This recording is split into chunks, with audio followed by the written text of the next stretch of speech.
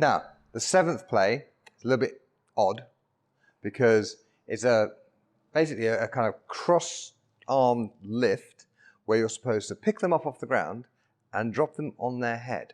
Now, we don't do the head dropping bit because it's exceptionally dangerous, but the basic position that we're going to end up in is I'm going to have Jessica's right arm here over my shoulders, and I'm grabbing the thigh and lifting like that.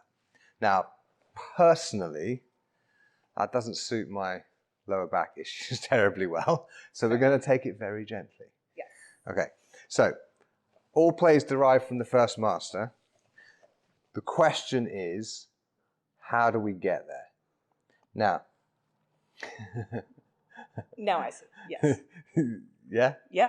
So why would this arm be coming forward? Well, maybe you are pulling and pushing, and so I slip that, and suddenly there she is. Yeah. Now I'm not quite positioned correctly, but you get the idea that from here the play could continue. So I think, it's not in the text, I think that there is some sort of argy-bargy going on, and as she's pushing forward with that hand, I let it go. And that's why she ends up in this overextended position, and I can slip in and get the leg.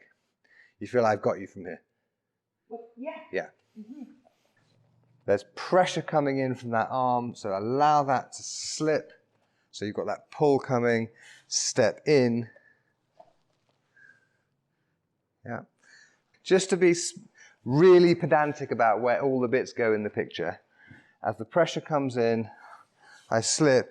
This foot is going between her legs, and this hand is going to the outside of the thigh. That's actually better.